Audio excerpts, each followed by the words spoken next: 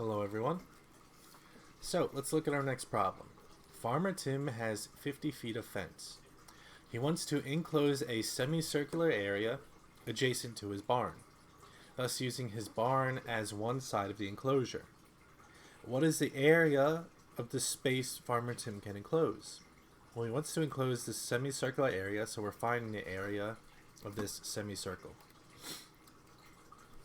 Now, Tim has 50 feet of fence, which means that this area enclosed by the fence has a length of 50 feet, which means that the arc length of AB, arc AB, is equal to 50 feet.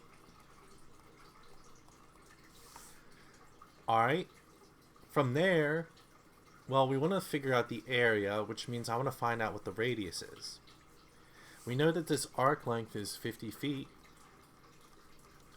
which would imply that if I were to make an entire circle out of it, that the circumference would have to be 100 feet, because a semicircle is half of a regular circle.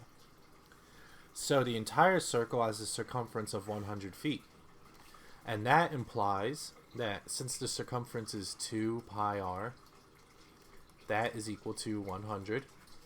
So dividing 2 pi on both sides would give us that the radius is 50 divided by pi. So now we know what the radius is, which makes it easy to find the area of the entire circle. The area is pi times r squared, which is 50 over pi. Simplifying this, we have pi times 2500 over pi squared. And pi over pi squared would just imply that this is 2500 over pi. Now, we're not trying to find the total area. We want half of that area because we're looking at the semicircle.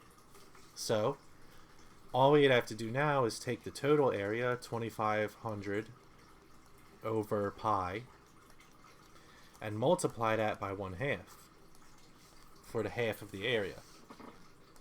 And that would end up just being 1250 over pi.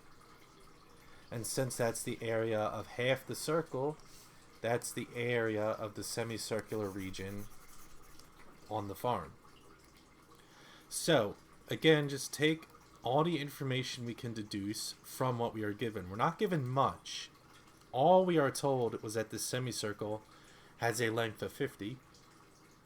And based on that, we can find the area or the circumference of the entire circle, which allows us to find the radius, which allows us to find the area of the entire circle, which allows us to find the area of the semicircle.